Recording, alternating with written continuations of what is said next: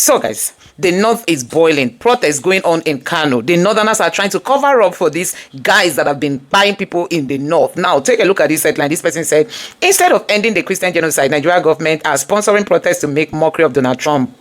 Nigeria government works with the terrorists in Nigeria. This is the photo that this person now added. So guys, you can see that instead of the government admitting, I don't know if you have seen photos of what Boko Haram did just the night of yesterday. You need to see how they used machetes, and dealt with, I don't know, the community they entered and dealt with people. Their photos have been littered everywhere there on the social media. This genocide can no longer be denied. But guess what? The northerners are busy protesting that they don't want Trump to come and take away the terrorists. Shebi, they said Muslims too are being spied, and somebody said he's coming to take away the person who is spying the Christians and the Muslims, and now the Muslims are fighting that they don't want him to come. So who is lying? So guys, you can see that those that come out to say that Muslims too are being spied, they are lying, because you can't show any photo or video on the internet where these bad guys will use machete, enter community, use machete and machete people. It's only in the middle belt it is happening. And now Donald Trump said he's coming to rescue these helpless farmers and helpless residents in middle belt, and now the northerners are protesting. Like you, this person here even tweeted and said Fulani terrorist killing. Ezazaki and his followers staged a protest to condemn plan by the US President Donald Trump to launch military attack against terrorists in Nigeria. So guys, now who is fooling who? When people come out to complain, they say it's not only Christians, Muslims too. And now somebody wants to come and take away the people who are banned. You say that he shouldn't come. Something must be fishy. Don't forget that we've been told that these people imported these terrorists into Nigeria for political purposes. The ruling party is the direct sponsor of terrorism and insecurity in Nigeria. My name is Martin Onovo. I said it. APC is the direct sponsor of insecurity and terrorism in Nigeria. Ask me for the evidence. We have it, the authority of retired Colonel Llings, that the Fulani headsmen repelled in Ogoja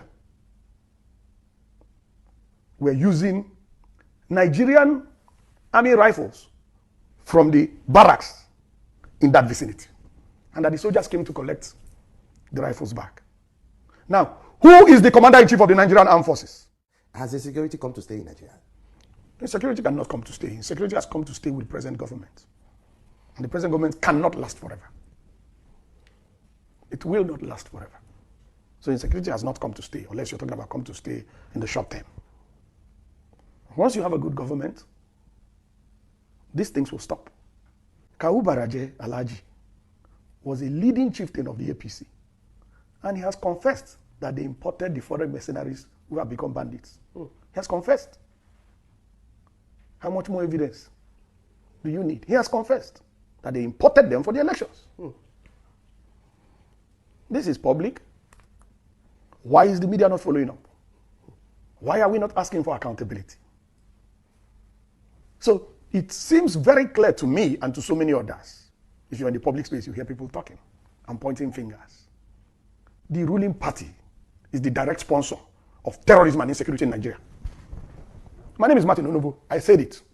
APC is the direct sponsor of insecurity and terrorism in Nigeria. Ask me for the evidence. What are the facts? Good. I just gave you confession of Kawu Baraje. Thank you. That's number one.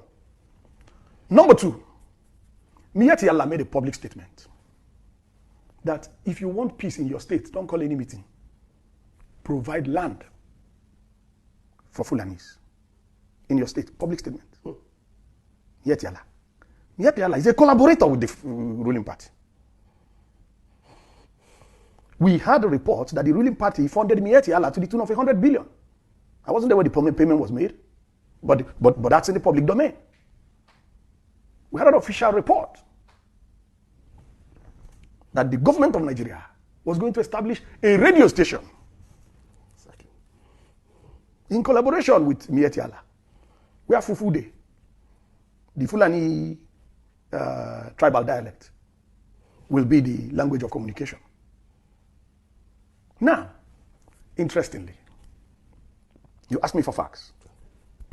We have it on the authority of the Ondo State government that the PRO of Miyetti Allah in Ondo State led the criminal suspect gang that killed Parfashoranti's daughter. That is on the authority of the Ondo State government. And they have been arrested. And the leader of the gang is the PRO of Miyetti Allah in Ondo State. We have it on the authority of the Nigerian police that a headsman was arrested with a military rifle in Plateau State. I have the number of the rifle. I can send it to you by SMS. I just need to check my records. I have the rifle number. We have it on the authority of retired Colonel Llings that the Fulani headsmen repelled in Ogoja were using Nigerian army rifles from the barracks in that vicinity, and that the soldiers came to collect the rifles back. Now, who is the commander-in-chief of the Nigerian Armed Forces? Who should be responsible for the activities of these armed forces? We have it on the authority of General Danjuma. Danjuma has commanded these forces. We have it on the authority of General Danjuma that the armed forces are conniving with the bandits that are killing citizens. How much more evidence do you want? How much more evidence? We have hard physical evidence. We have testimonies from relevant authorities. How much more evidence do you want? As the representative of CAN, I'm going to put the same question to you. When you hear the term or the allegation of Christian genocide from the United States, President Trump, Ted Cruz, etc., what were your thoughts? And indeed, do you agree with them? Because you are running out of time, I will save you and just go to the basic. One, I've listened to the other speakers. I've listened to the arguments they bring. I am not speaking from research or whatever. I'm speaking as a victim. I'm speaking as the pastor who buried the almost 2,000 people in 2000 in Kaduna. Quote me, my name is Reverend Hayab. I'm speaking as the pastor who also did the mass burial of the over 300 people of the Miss World Beauty pageant on the 23rd of November 2002. I'm also the pastor who came out publicly to denounce the Danish cartoon in 2006, but it later leads to the death of Christians in Maiduguri and death of Christians in Bauchi. So I have been around and I think I know this story. Listening, we are coining it into the politics of America as if we are not in Nigeria. And someone is saying that athletic was used. Sincerely speaking, there has been killings of Christians in northern Nigeria before even the advent of Boko Haram. I was in Kano. I just left Kano with 1 week, and the killing of the visit of Reabonke happened. People were caught. It's a different thing that you are shot to death. It's something else that you are caught to pieces, caught by the neck, caught hacked to death. I saw these cops. I had to run back. My pastor asked me, why did you come back? I said, no, I just left for Kaduna 1 week, and then I heard what happened to my people in places in Kano. I just came back. So it is something that has... Sorry, sir, if I may interrupt you. What year are we talking about? I'm taking you back. Okay. To tell you that I was available when the Bonke crisis happened in Kano. I was also there, not only there, but buried the mass people that were buried in 2000. I also buried the mass people that were buried in 2002. Then fast forward to 2006, I said I was the pastor who first came out to condemn the Danish cartoon because I knew what was going to follow. But despite that effort, Christians were killed in Maiduguri, Christians were killed in Bauchi for an offense they had no problem about. They knew nothing about. If I just move backward, what happened in 2002, many Christians in northern Nigeria, including Kaduna, don't even know the lady who wrote the article. But they ended up having their churches burned. They ended up having their pastors killed. They ended up having, precisely the Sunday before that violence, I had a guest preacher in my church, Reverend Hayab preached in my church at Rahama English Baptist Church. You can Google it. I remember when you could Google that. And just a day after that, that man was burnt. His corpse was like that of a small baby. So when you put together all this, in Maiduguri in 2009, when Boko Haram started, they were never attacking Muslims. They actually went for the church because they said we are infidel. One among the early pastors that was killed was Pastor Oji. Pastor Oji was killed. When he saw he was going to die, he simply said, go and tell my brothers I die well. Pastor Osonibon was also Sylvester Osonibon, because I traveled with the corpse to Ekot Ipene, and then Pastor Yakubu Bitrus, whose brother was then the medical director of the General Hospital in Maiduguri. So I got involved in these things more than the here story. The Christian North have suffered killing. The Christian North have suffered so much in this thing that today culminates into genocide, as it has been called. So for anybody to say it does not exist and is bringing story of Boko Haram or recent happenings of bandits may not understand, because I followed the conversation. Nobody is saying that the Christian North was just killed in 2002 or they were just killed in 2019. There has been a history. There has been certain pattern. There has been certain development. But let me come back to the last 6 years. I am this same pastor who came out severally on this medium and other medium to cry when I was bearing 30, 20, 40, and many other numbers. And why were those people killed? The story they always want to tell is that, no, it is a farmer's herders. I'm above 56. I know the difference between a farmer's and herders conflict. And I know the difference between someone coming to exterminate or eliminate a certain group of people. Because farmers, as we knew, simply had little misunderstanding with herders, and the herders will come either to the police station or to the traditional ruler or community leader, and such issue will be discussed, and they will now ask for reconciliation and possibly ask for little payment of damages. But we have a situation where innocent women are sleeping in their sleep with their children, with their husband, and people will come to their community, chant religious slogans, set their houses ablaze, shoot them and cut off their necks, and do not stop there, also burn their religious places. And you still want me to say, no, it is just a communal clash, because that's the kind of farmers had that clashes. And that's why today we are hiding under those things to argue about that. I looked at the issue of statistics and I just wonder, if you sit there, just Google, you will see in the Wikipedia, the number of churches that document is giving you that the churches in Nigeria are just 16,000 something. And you and I know that is not true. I am a pastor of the Baptist Church. The Nigerian Baptist Convention, just Nigerian Baptist Convention, we have over 11,200 registered churches.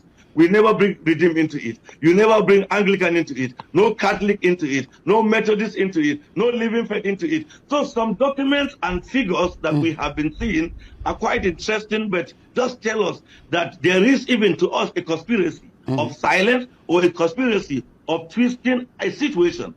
I see what is happening and as an opportunity for us to stop the killing of our fellow citizens just because of their identity. Having me, I think I stand with the Nigerian people. I stand with the victims of this senseless killing and of innocent Nigerians, and whatever pressure that will be needed to put on our government to do what they ought to do should be done.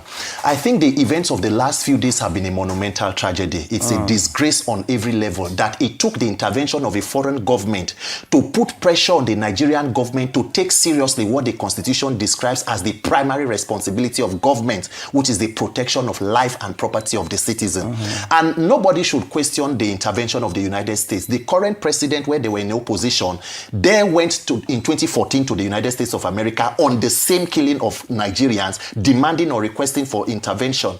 And so when a man's house is on fire, with whoever that helps to put it out, that is the interest of the person. So as it is today, the question is, the US president said the Nigerian government should move fast. So the pressure should be on the Nigerian government to move fast, because I mean, if it went other climes, there should be some resignations at this point. Because when you have a series of events where citizens are being killed and there is no action from the leadership, or rather actions that seem to suggest that leaders are rather complicit in protecting criminals or giving them, a soft landing as against protecting innocent citizens, I think it is a monumental tragedy. And whatever that needs to be done, I mean, we are able to take grants and loans and whatever from the United States of America, so we should be able to take their warning and move fast. So President Bola Ahmed Tinubu, wherever you are, you should move fast to end these killings. Okay, it's good that you said that. Let's have Chidi in the house. Chidi, are you there? Okay, Mr. Chidi, it's so good to see you this morning. Okay, you've just heard what Peter Eka just said about this wake-up call. So from a security standpoint, do you think that comment was an attack on Nigerian sovereignty? That's Donald Trump's comment. Was an attack on Nigerian sovereignty, or a wake-up call showing that the world is now noticing what we are denying at home? By the way, Peter, good to have the platform with you. You're one of my favorite activists, so I appreciate you. Thank you very much, my pleasure. From the Yeah, from the state sovereignty perspective, you would, you will want to agree that the threat, or rather the proclamation by Trump, or let's put it this way, the threat is a direct threat as far as I'm concerned. Is somewhat, if you want to look at it clearly, it points to a violation of our sovereignty, because sovereignty means that a particular country has the right over its territory, over its internal contradictions, over its conflicts and all that, so that it only takes United Nations declaration or permission from that particular country before any foreign entity can come in. But then that's where that ends.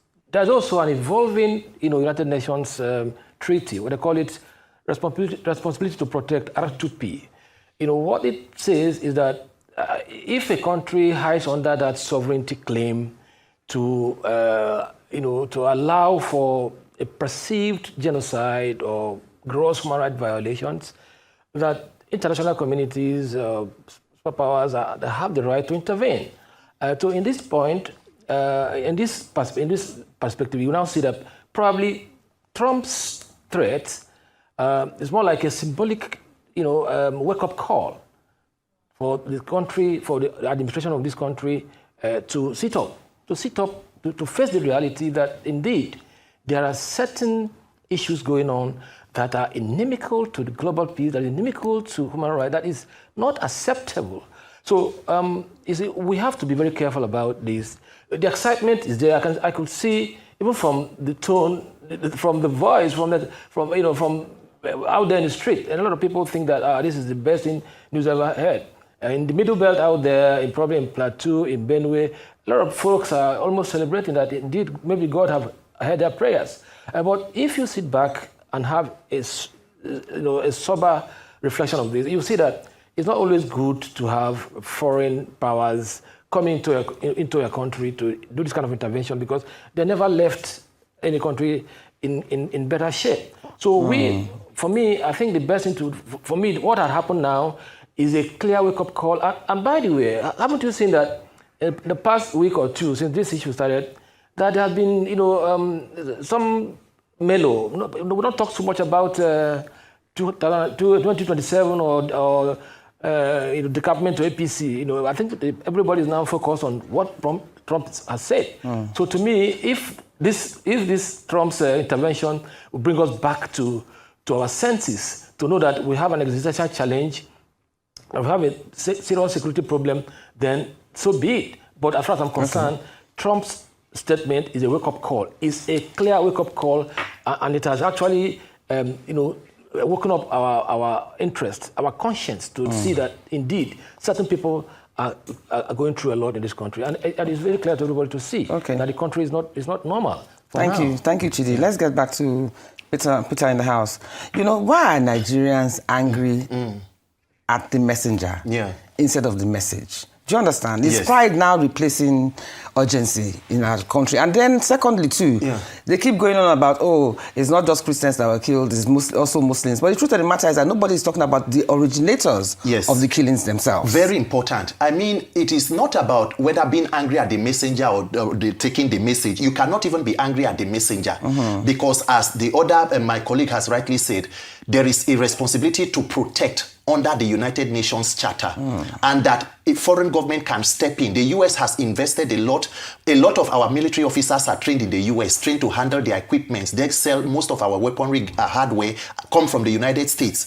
And if the government of the state seems to be folding their arms while these kind of issues are going on, perceived genocide, and all of these kind of hate crimes and events, there is a responsibility to step in. And then if we talk about, Muslims being killed and Christians being killed, the fundamental question will be, who is carrying out the killings? Exactly. And then if we now agree, because what it seems now is like, it is more shameful. Our response is not that there are no killings. It's that, US, you are not even saying it as bad as it is. Yes. So Christians are being killed, Muslims are being killed. Now the question will be, if Christians are being killed, Muslims are being killed, who has a problem with coming in to take out the killers? Exactly. I think there should be a mutual agreement that, look, Everybody is a victim of this issue, and then the terrorists themselves should be taken out. Who are the sponsors of terrorism? Who are the beneficiaries of terrorism? That's a big question. Because there is a track record. President Buhari, under President Jonathan, terrorists were almost confined to the forest. We had the infamous Sambisa forest.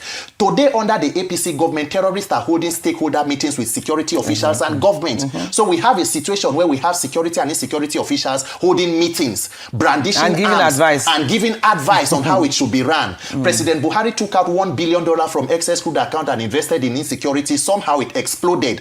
When it was under Jonathan, where the President Tinubu now called on the competence of President Jonathan and asked him to resign, insecurity was almost localized within the northeastern region. Under the APC, the military is in active service across 36 states and the FCT. So right now, as it is, the question will be, what exactly is being done? And then you come as a president under this kind of administration, you outsource issues of defense to the National Security Advisor, and guess what? The president is chairing the Ministry of Petroleum.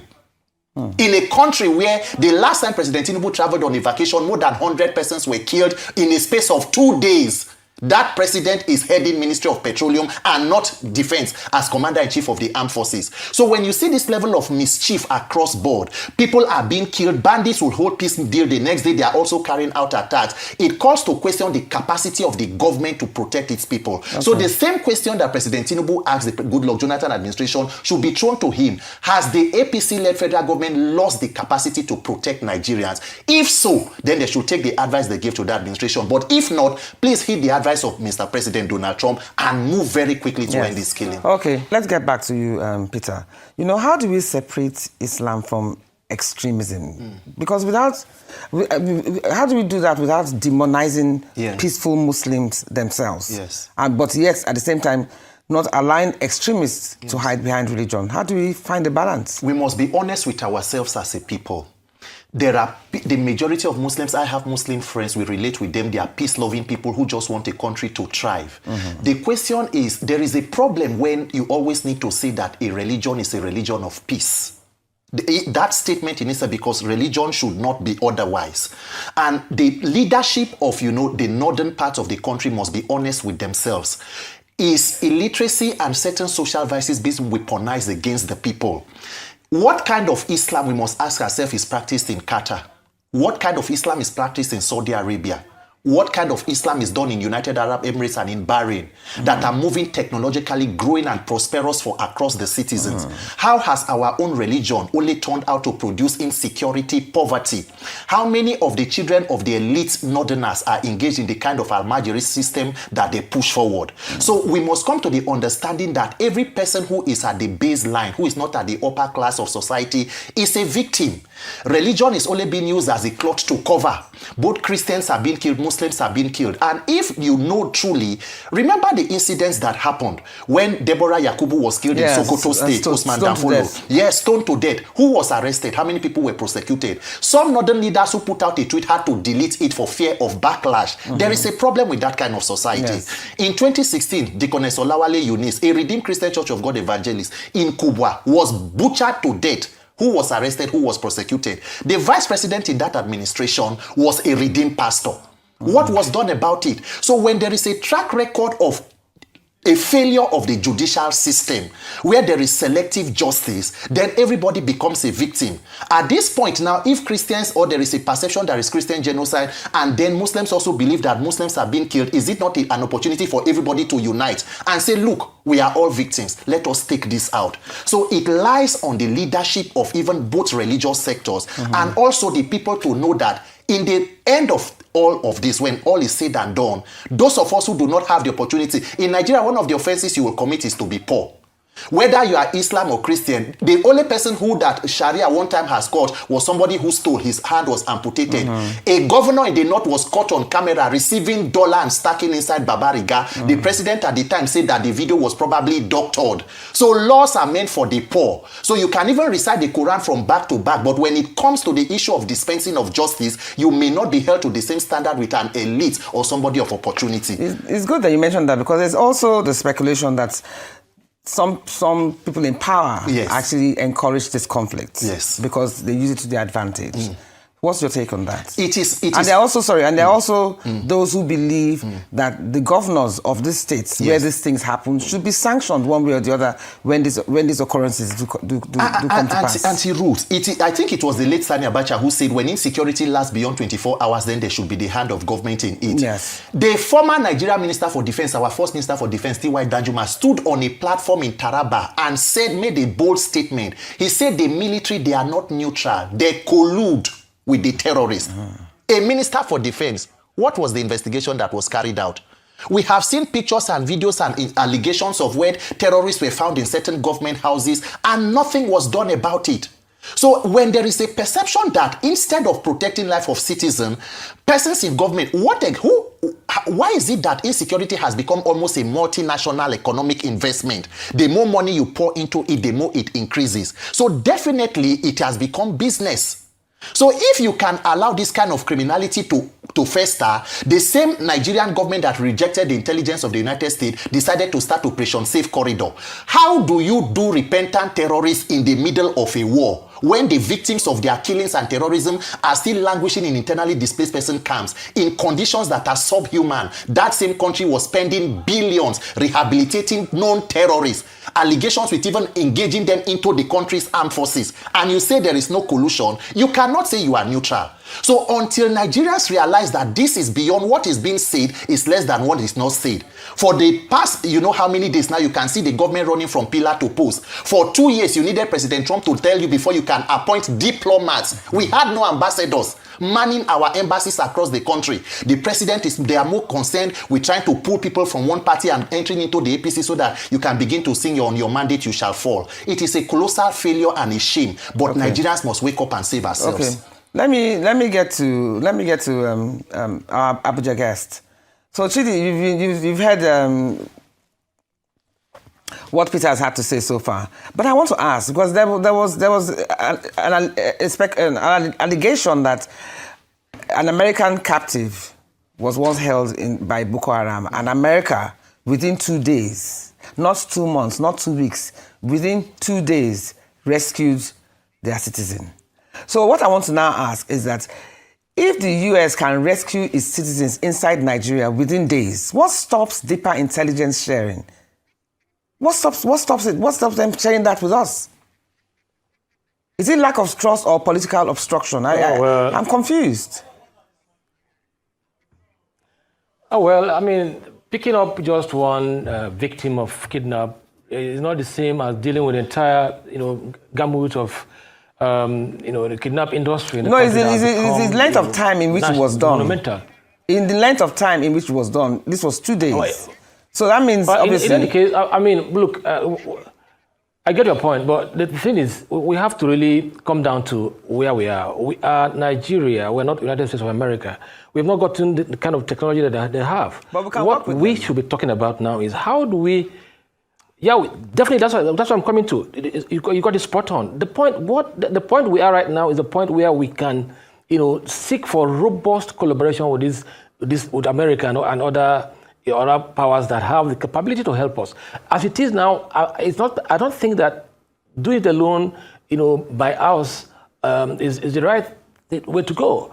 But I will always urge that this idea of this excitement about America coming to do the job for us without our permission is not the best way to go. What we should talk about is how do we develop a robust structure to see a collaboration between America and Nigeria to see that they can share their technology, share their intelligence, share their their experience, and then probably give us those leverages that can help us. I do not foresee a situation where we have foots on the ground or have American, military camps across Nigeria. It never spells good for us. But look, the goal is actually to see how we can surmount these security challenges across the country. So any way the Americans can help us by making sure that we defeat terrorism is what every discerning Nigerian is talking about. But you see, we'll have to look at the bigger picture.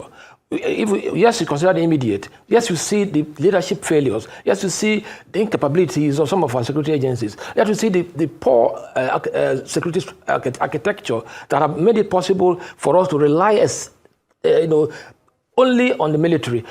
playing down on the role of the police. We have to see that we have to stop that idea that the military, the security, the intelligence and response agencies are not collaborating well. How do we threaten this? These are the issues we should be talking about now. I've gone beyond the excitement about the fact that Americans say they are coming. I don't think that's what should be exciting us. What should we're talking about right now is how do we make sure that beyond the euphoria, beyond that anticipation, that we can get something on a sustainable basis without actually impugning on integrity of our sovereignty. This is what every nation should look at. I'm looking beyond the immediate immediate administration, because I mean the crisis didn't start now. Now, if you look at the charges from the American side, that they actually talked about from 2009. So meaning that this thing has been a cumulative issue that have come to a boil now. So I am looking at where we are right now and where we ought to be in the nearest future. But of course, I'm mindful of the fact that a lot of Nigerians need that respite. There are people who are actually under terrible condition, that brought about by these security challenges. So any which way that we can stem the tide is welcome by me. But I'm only saying, let us look at the bigger picture. If we think that the best thing to do is to bring foreign boots on ground, at the end of the day, it might turn out not to be the best option. First, let me take you through more reactions from Nigerians over the protests coming from the Northerners. This person says, transactional religious men, religion is crazy, I beg. So many people are thinking that it is wrong for the Northerners to come out and begin to stage unnecessary protests. That you have somebody who is promising to use his resources, to use his military might. America coming to Nigeria is not going to cost them nothing. It's going to cost them huge. Now, this person, 70 to 80% of the protesters in Kano don't know what they are protesting about. You just go meet Almajiri and give them 500 or 1,000 and what will they do with what you want them to do? Okay, and they will do what you want them to do. So this is what this person is saying. And this other person said, glory be to God, I'm not from the north. He says, glory be to God, I'm not from. He reached to go Thanksgiving. And this person said, try borrow sense, even if it's from a market woman. I know you are blinded by hypocrisy and hate. And then he now put something here and say, U.S. Congress alleges U.S. aid funds Boko Haram with millions annually. That's the one you people will hear. Trump now wants to earn it, but you people will not let it. Abi? Now, this one now here says, unfortunately, Muslim terrorists have killed all the market women I will have borrowed sense from in Benue. Now, wow. And this person said, Nigeria can never work again. Don't bother yourself fighting for better Nigeria because it's a waste of effort. Divide Nigeria now to save lives. The question remains, if Nigeria is divided, what becomes the fate of the few Christians we have in the north? They will be left to buy. This person said, at Peter Heck said, Rep. Raimo, the Islamists have tested the resolve of US today. And this person say, please let us hear this. MD for Trump. And this person again said, Nigerians are reacting. This is coming after these terrorists went and started protesting. I don't know. I don't think these are normal people in the society. This interview is totally rubbish and nothing this person talking except noise. He didn't know exactly what happened before the relocation of the local government. I'm from Bauchi, and that issue he's trying to say was happened not the way he explained. And this person said, Raimo, the ex-handle of this and more you see are members and sympathizers of proscribed IPOB militants in Nigeria. The Igbos of Nigeria sell fake drugs and love to utter concrete data. Do not take their tweets seriously because consider them as an equal enemy of the state. Oh my God. I don't know why is it that when important things are being said, people just start making fun of, just making mess of the whole thing, Just start speaking of things that make no sense. Anyway, guys, let me know your thoughts on this in the comment section below. Please don't forget to subscribe and turn on the bell notification. Thank you.